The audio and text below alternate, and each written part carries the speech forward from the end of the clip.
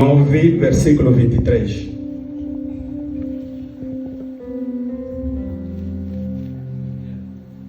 Lucas, capítulo 9, versículo 23. Façamos a leitura. E dizia a todos: se alguém quer vir, pois, a mim, negue-se a si mesmo, e tome a cada dia a sua cruz, e siga-me. Vamos repetir. E dizia a todos: se alguém quer vir, pois, a mim, negue-se a si mesmo, e tome a cada dia a sua cruz, e siga-me. Fechamos os olhos, vamos orar. Soberano Deus, nós mais uma vez estamos aqui diante da Tua presença, diante da Tua face. Queremos ouvir a Tua palavra. Fala poderosamente para os nossos corações. Capacita-me que eu não dependa da minha eloquência nem da minha suficiência, mas que eu dependa unicamente da suficiência do Teu Santo Espírito. Mova-se neste lugar, de hoje para sempre. Amém.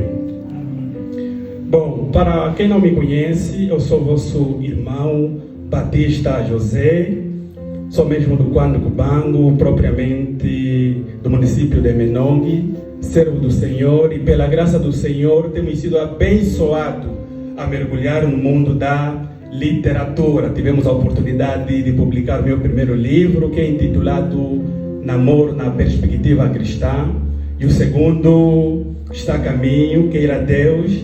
No final de novembro vamos publicar um outro intitulado Modéstia Cristã. Nesse livro vamos abordar a respeito de como nós, como servos do Senhor, devemos nos vestir. Amém, irmãos? Mas hoje eu gostaria de partilhar com os irmãos o seguinte tema: o custo do discipulado. E nós abrimos um texto muito conhecido por todos nós, e eu acredito que muitas pessoas já leram essa passagem, têm lido essa passagem, mas nunca pararam para pensar o que na verdade Lucas queria transmitir com essas declarações que são muito pesadas. O homem disse certo dia que todas as vezes que nós ouvimos um sermão, precisamos perceber que este sermão ou está a nos levar para mais próximo dos céus, ou mais próximo do inferno. Por que eu digo isto? Porque quando a palavra é pregada, quando o pregador está em frente deste auditório e ele prega fielmente a palavra, e os irmãos ouvirem e não praticarem, os irmãos devem colocar algo em mente: que a vossa condenação será 10 vezes mais que vocês não imaginam. Mas, se os irmãos ouvirem a palavra, e os irmãos obedecer, os irmãos praticar, quer dizer que os irmãos estarão se aproximar para mais próximo dos céus. E quando nós falamos sobre o custo, a ideia é nos propor uma ideia de reflexão e decisão que precisamos tomar na vida. Nós precisamos refletir sobre as nossas decisões espirituais, pois se nós não refletirmos a respeito deste quesito, alguma coisa nos espera. E essas reflexões têm consequências. Consequências que? Futuras. E nós também precisamos aqui compreender que quando estamos a falarmos do discipulado, precisamos ter noção, pelo menos, dois aspectos. O primeiro é o ato de seguir a Jesus. Quando falamos que alguém é discípulo de Cristo, a ideia é do ato de seguir esse Cristo. E o segundo é o ato de ajudar a outros a seguir a Jesus. Porém, pessoas que não seguem Jesus não podem ajudar outros a seguirem a Cristo. Quer dizer que para o segundo grupo, nós precisamos não somente ajudar aquelas pessoas a seguirem a Cristo, aqueles que não seguem, mas nós precisamos também seguir este Jesus. Olha para o seu irmão e diz que Deus fala. Olha para o seu irmão e diz que Deus fala. Sem vergonha, irmãos, diz Deus fala. E Deus vai falar poderosamente para todos nós. Eu creio que minha mensagem vai girar em torno de 20 minutos. porque é uma mensagem de reflexão, mas é uma mensagem que, creio eu, que vai despertar a vida de muitos. Creio eu, que vai impactar a vida de muitos. Se esta mensagem, pelo menos converter 2 pessoas, eu ficarei feliz como ministro do Senhor, porque se cumpriu a palavra que diz que a palavra do Senhor não volta vazia, mas antes, porém, faz aquilo que lhe apraz.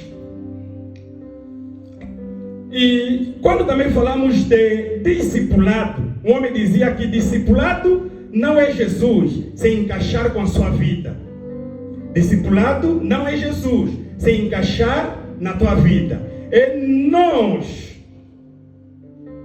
se encaixar na vida e nas exigências de Jesus. E este texto que nós lemos, vamos dividir em 3 partes. Eu não gosto muito de abrir muitos textos. Apenas num só texto vamos poder meditar. Nesse texto tem 3 aspectos que nós vamos lá abordar. O primeiro aspecto, que é a parte A, é a frase negue-se a si mesmo. Essa é a parte A. A parte B, tome a cada dia a sua cruz. E a parte C é siga-me. Então temos 3 partes. Nega-se a si mesmo, tome a sua cruz e siga-me. Então a nossa mensagem vai girar em torno desses 3 aspectos. Jesus é que proferiu esse discurso. E é curioso notar que quando Jesus proferiu esse discurso, ele não estava direcionando especificamente para os seus apóstolos, mas estava direcionando para a multidão. Então o sermão deste que nós lemos era uma mensagem que estava indo em direção dos discípulos e em direção da multidão. Jesus queria mostrar que o que ele vai abordar é algo sério. O que ele vai abordar é algo de vida ou morte. O que ele vai abordar é algo que condiciona a nossa salvação ou condenação. Por isso que a mensagem não foi restringida aos apóstolos, como algumas vezes aconteceu, mas a mensagem foi dirigida para a multidão, foi dirigida para todos. E nesta tarde, esta mensagem não é apenas para o irmão A, para o irmão B, mas é para todos nós. É para todos nós. É que todos nós sejamos alcançados com esta mensagem. Eu sei que Deus já começou a trabalhar poderosamente neste momento, nesta atividade, pois começamos a mergulhar na presença do Senhor pelos louvores. Mas mais do que ouvir pelos louvores, também precisamos ouvir a palavra do Senhor. Deus usa duras palavras para duras realidades. É isso que o amor faz. Então, o primeiro ponto é negar-se a si mesmo, conforme está no versículo 23. Então, observam que Jesus, queridos irmãos, ele começa o seu sermão com um chamado radical. Qual é o chamado radical? Negue-se a si mesmo. Aparentemente, esta frase não tem peso. Aparentemente, esta frase é insignificante. Aparentemente, esta frase não diz muito a respeito de nós. Mas eu vou provar claramente nas Escrituras que esta é uma frase muito profunda. Que esse é um discurso carregado de peso. Porque quando nós ouvimos o negar-se a si mesmo, precisamos perceber que Cristo queria levar os seus leitores a entender alguma coisa. O que Jesus queria que os leitores originais compreendessem? O que Jesus quer que o irmão, a irmã compreendam? O que Jesus quer que todos nós compreendemos é que o negar-se a si mesmo é uma ideia de renúncia total do ego e das ambições pessoais. Então Jesus, ele olhou para a multidão que o seguia, ele não se encantou.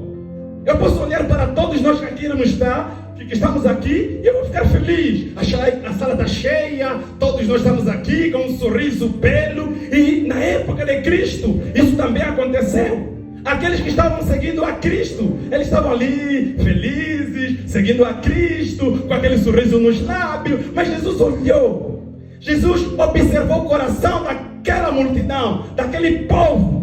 Então Jesus diz: se alguém quer vir após a mim, negue-se a si mesmo. Ou seja, renuncia o seu ego, renuncia às suas ambições pessoais. E esse é o chamado de Deus para todos nós. Nós não podemos nos classificar como servos de Deus, nós não podemos nos classificar como mulheres de Deus, nós não podemos nos classificar como homens santos de Deus, se a gente não renunciar totalmente a nossa vida. Quantas pessoas estão aqui? Quantos de nós estamos aqui? Falamos muita coisa, mas quando olhamos para nós mesmos, não há renúncia. Nem conseguimos sequer renunciar àquela mentira, nem sequer conseguimos renunciar àquela vida de promiscuidade, nem sequer conseguimos renunciar àqueles vídeos imorais, aquelas pornografia, masturbação. Nem sequer conseguimos renunciar àqueles caminhos indecorosos. Nem sequer conseguimos renunciar ao adultério. Nem sequer conseguimos renunciar a todas as práticas pecaminosas. Mas somos nós que alegamos sermos seguidores de Cristo. Somos nós que alegamos sermos servos, homens de Deus. E isso não existe. Amém, irmãos? Amém. Por isso que o nosso tema é o custo do discipulado. Porque nessa passagem, Jesus ele queria mostrar para os seus leitores, queria mostrar para os seus ouvintes o que é ser, na verdade, filho de Deus. O que é, na verdade, seguir a Cristo. O que é, na verdade, ser uma mulher de Deus. Não podemos afirmar que amamos a Deus se não há uma renúncia. O ser humano, ele ama o pecado. Quando Adão e Eva pecaram, o pecado começou a fazer parte das nossas entranhas. Por isso que nós temos mais prazer no pecado, temos mais prazer na injustiça. Por isso que nós conseguimos mentir com perfeição. Por isso que nós conseguimos fazer muitas atrocidades. Então o pecado jorra nas nossas veias. E Jesus, sabendo disso, ele dá um sermão muito terrível, que é: nega-se. Renuncia, mas não é uma renúncia parcial, mas é uma renúncia total. Existem pessoas que quando se chegam para Deus, eles dizem: eu vou renunciar aquilo, eu vou renunciar aquilo, mas isso eu não vou renunciar. Eu vou renunciar mentira, mas aqueles pecados de estimação, aqueles atos indecorosos, aquelas coisas que eu amo de fazer, eu não vou renunciar. E não existe isso. Não existe uma renúncia parcial. A renúncia que Deus pede para todos nós é total.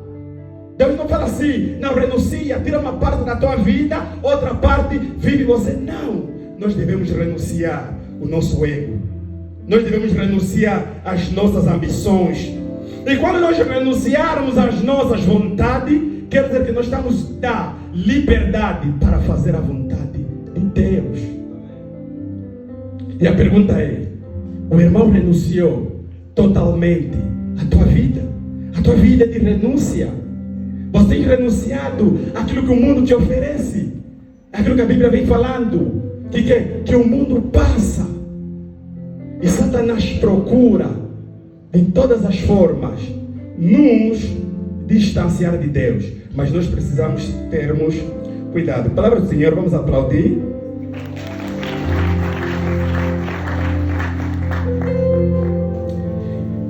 Então é isso que nós precisamos compreender. Então quando Jesus olhou para a multidão e disse que eles deveriam negar-se a si mesmo, em outras palavras, Jesus está dizendo assim: esvaziam-se de si mesmo.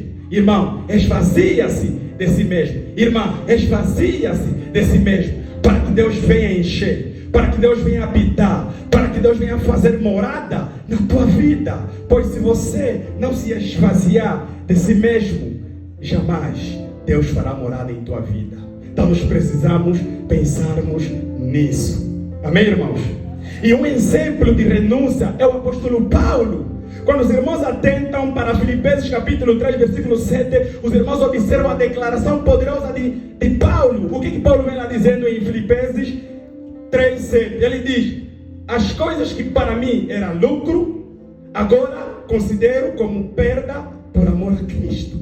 Então observam que quando Paulo teve um conhecimento da graça de Deus, quando a graça alcançou Paulo, quando a conversão alcançou Paulo, ele percebeu que tudo aquilo que ele tinha como alegria, como prazer, como satisfação, todo aquele pecado, tudo aquilo que ele fazia que desagradava a Deus, aquilo ele começou a considerar como perda, começou a considerar como algo inútil, começou a considerar como algo imprestável. Por quê? Porque teve um conhecimento da graça de Deus.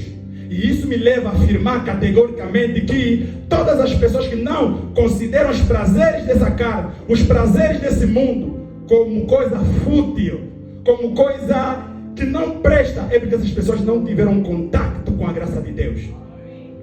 Por isso que Martin Lloyd Jones no passado ele dizia: o homem que conhece a sua pecaminosidade conhece melhor a graça de Deus. Somente aqueles que tiveram um vislumbre da graça de Deus é que conseguem ver qual pecadores eles são.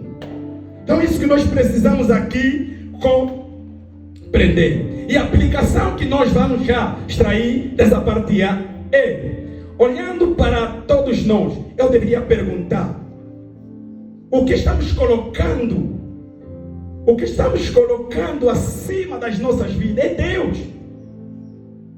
Será que nós na verdade estamos a renunciar ao mundo? Ou será que nós estamos a fazer o contrário? Ou será que nós estamos a cair naquilo que Tiago capítulo 4, versículo 4 ele vem dizendo: adúlteros e adulteras, não sabeis vós que a amizade do mundo é inimizade contra Deus? Portanto, quem quiser ser amigo do mundo constitui-se inimigo de Deus. A pergunta é: és amigo de Deus ou és inimigo de Deus? Nós não podemos afirmar que somos amigos de Deus, mas se não conseguirmos negar a nós mesmos, não podemos. Amém, irmãos? E a parte B é tomar a cruz diariamente. Então observam que Jesus não somente olhou para a sua multidão e disse: negam-se a si mesmo. Jesus não somente olha para todos nós e diz: negue-se a si mesmo. Mas ele dá mais uma outra palavra. E a palavra é: toma a cruz. Toma a sua cruz. E o que isso significa? O que tomar a cruz significa? Nós precisamos também meditarmos a respeito disso. Mas deixa, queridos irmãos, vos contar alguma coisa. Quando olhamos para o contexto em que Jesus usou a expressão tomar a cruz, precisamos compreender que naquela época a cruz não era um símbolo, não era propriamente um símbolo religioso como é nos dias atuais. Quando Jesus utilizou tomar a cruz, Jesus ele olhou para o contexto que ele vivia, Jesus olhou para aquilo que os discípulos estavam acostumados a observar, então ele utiliza a cruz. Novamente friso, naquela época a cruz não era um símbolo religioso, não tinha nada a ver com isso. Naquela época, quando se falava de cruz, era algo que era utilizado como um instrumento de execução cruel. Então, quando se pensava em cruz, os discípulos, a multidão, estariam cientes que Jesus está a se referir em quê? Está dizendo assim: vocês observam como é que o povo romano fazem? Quando apanham um criminoso, quando querem torturar alguém, o que eles fazem?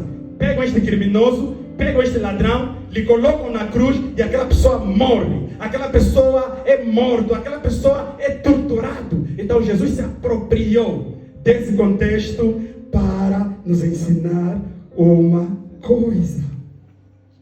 O que Jesus queria utilizar, o que Jesus queria levar aos seus leitores é compreender a respeito do sofrimento e morte. Então, para os discípulos, para aquela multidão, Jesus queria que eles compreendessem ou que eles aceitassem voluntariamente o sofrimento e a perseguição por amor a Ele. Então nós não podemos dizer que somos discípulos de Cristo se nós estamos prontos a morrer, se nós estamos prontos a sermos perseguidos, se nós estamos prontos a padecermos. Paulo disse que palavra fiel é esta: se cremos que com Cristo, ou seja, se nós cremos em Cristo, então temos que estarmos prontos para morrer com Ele. É por isso que quando os irmãos estudam a história dos mártires, os irmãos vão se encantar. Como é que aqueles homens estavam dispostos a morrer por amor a Cristo? Como é que um homem tem liberdade para escolher ser torturado, se continuar a não, se negar a, ou seja, ser torturado, se ele continuar a aceitar a Cristo, e ser poupado, se ele negar a Cristo? Mas você vê aqueles homens, eles estavam dispostos a morrer pelo Evangelho. Por quê? Porque eles compreenderam a excelência do conhecimento. Eles compreenderam o custo do discipulado. Por isso que quando nós vamos estudar a respeito dos pré-reformadores, você vai encontrar um homem chamado John Owen. John Owen foi um homem que serviu bastante a Deus, buscava bastante a Deus, e chegou um momento que eles lhe pegaram e tiveram a lhe ameaçar. Falaram que se ele negasse a Cristo, ele poderia ser poupado, mas se ele continuasse, ele seria queimado. Mas ele olhou para aqueles seus inimigos, ele olhou para aqueles adversários, e ele disse algo muito profundo. Disse que chegou a hora de me testificar com meu sangue tudo aquilo que eu tenho pregado durante épocas. Quem tem essa capacidade de dizer isso é alguém que na verdade é um discípulo de Cristo. É alguém que na verdade é um cristão verdadeiro. Alguém que não é um cristão verdadeiro não está pronto para morrer por Cristo. Está pronto talvez para levantar as mãos e dizer: eu sou servo de Deus, eu sou servo de Deus, mas não estará pronto para morrer por Cristo. Por isso que quando Jesus usou tomar a sua cruz, era uma forma de dizer: estão prontos para sofrerem? Se a mim perseguiram, a vós vão perseguir. Quando ele disse tomar a cruz, estão dizendo assim: estão prontos para serem esbofeteados? Estão prontos para serem torturados, serem perseguidos pelos imperadores? Estão prontos? Isso é que é o cristianismo. O cristianismo é isso. É nós estarmos prontos. Não é esse cristianismo superficial que nós temos visto. Cristianismo de oba-oba. Cristianismo superficial. Existem em certos países que você afirma que és cristão, você está a declarar que queres morrer. E chegará uma época que isso vai chegar aqui em Angola. É ali onde vamos testificar. É ali onde vamos verificar quem na verdade é cristão ou não é. Palavra do Senhor. Então isso que nós precisamos compreender. Mas um detalhe, queridos irmãos. Aqueles homens que eram crucificados pelos povos romanos, naquela cruz, eles eram obrigados, eles eram forçados a quê? A carregar a cruz. Para os discípulos de Cristo não é dessa maneira. Nós não somos obrigados, nós carregamos a cruz voluntariamente. Nós carregamos a cruz porque compreendemos que o nosso Senhor foi o primeiro a carregar a cruz. Nós carregamos a cruz porque nós compreendemos que nós amamos esse Deus e nós estamos prontos. Nós carregamos a cruz com amor, com submissão, com alegria, com contentamento. Esse é o verdadeiro discípulo de Cristo. E nós precisamos assim o fazer. E a pergunta é: será que estamos dispostos a sofrer por causa de Cristo? Em um mundo onde as pessoas odeiam o Evangelho, em um mundo onde as pessoas odeiam a verdade, será que nós estamos prontos? Será que nós estamos prontos? Será que nós estamos prontos a sermos mal falados por causa do Evangelho? Será que nós estamos prontos a perder emprego por causa do Evangelho? Será que nós estamos prontos a perder amizade por causa do Evangelho? Será que nós estamos prontos? Isso não é uma conversa superficial. Isso é uma conversa de vida ou morte. Palavra do Senhor. Terceiro aspecto, estamos prestes a terminar, é o seguir a Jesus. Então, começamos com o primeiro ponto, que é o negar-se a si mesmo. O segundo ponto, carregar a sua cruz. E o terceiro ponto é seguir a Jesus. Então, Jesus finalmente, ele vai lá mostrar que a ideia de seguir é o resultado de alguém que na verdade negou-se a si mesmo e tomou a sua cruz. Somente quem negou a si mesmo, somente quem carregou a sua cruz, essa pessoa que está pronta, essa pessoa que está disposta a seguir o caminho que o Senhor preparou, designou para Esse é que nós chamamos como caminho estreito. O caminho estreito. Caminho que ninguém gosta. Caminho que muitos não queiram entrar por ele. Mas esse é o caminho que nós devemos seguir. Então, precisamos também perceber que seguir a Jesus é uma jornada contínua. Seguir a Jesus não é um evento único, mas é um chamado contínuo de submissão diária. Seguir a Cristo não é só porque eu acredito que muitas pessoas, quando receberam a Cristo, foi por causa de um apelo. Vieram em frente, receberam e ponto final. Pensar que assim, que naquele dia está tudo bem, não. Seguir a Cristo é uma continuação. É nós prosseguir. É nós continuarmos a seguir a Cristo. Então não é aquela pessoa que fala, eu um dia segui, eu um dia recebi a Cristo. E agora? Será que continua a seguir nesse caminho? Nós precisamos pensarmos nisso. Amém, irmãos? Amém. Nós precisamos perceber que também seguir a Cristo é uma forma de nós obedecer os seus mandamentos. Quem não tem prazer em obedecer o mandamento de Jesus, não o seguiu. Então nós precisamos seguir a Cristo. Amém? Nós precisamos seguir a Cristo, precisamos confiar nele. E não só. E este seguir a Cristo nos levará a uma vida de santificação, como tem dito o nosso líder, a Deus. É santificação. E é claro que santificação não é deixar de pecar. Nós vamos continuar como cristão, vamos falhar. Mas quem na verdade compreendeu a graça de Deus, ele vai entender aquilo que o príncipe dos pregadores, Charles A. Spurgeon, dizia: o porco pode cair na lama, ou seja, a ovelha pode cair na lama, mas somente os porcos rolam nela. Ele traz isso olhando para a santificação. O cristão, por descuido, por falta de vigilância, ele até pode tropeçar na lama do pecado, na lama da desobediência. Mas ele, por ter uma mente iluminada, vai se levantar daquela lama, não vai continuar a viver naquela lama. Palavra do Senhor, vamos aplaudir. E para concluir, queridos irmãos, se nós observar no versículo 24, ele diz: aqueles que perdem a sua vida por amor a ele, achará. Então, observam que se a gente negarmos a nós mesmos, carregarmos a cruz, seguirmos a Cristo, nós vamos achar uma vida melhor. Nós vamos achar a vida eterna. E eu creio que todos nós queremos alcançar a vida eterna. Então que nós venhamos a pensar nessas breves palavras.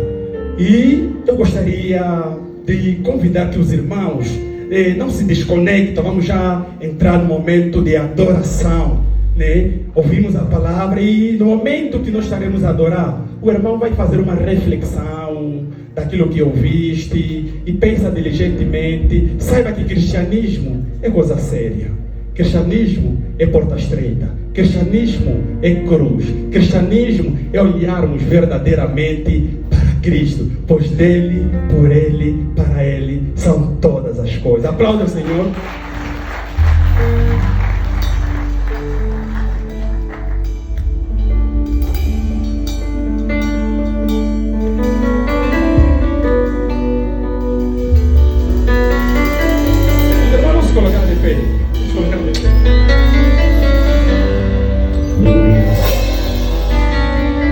Louvado seja o nome do Senhor.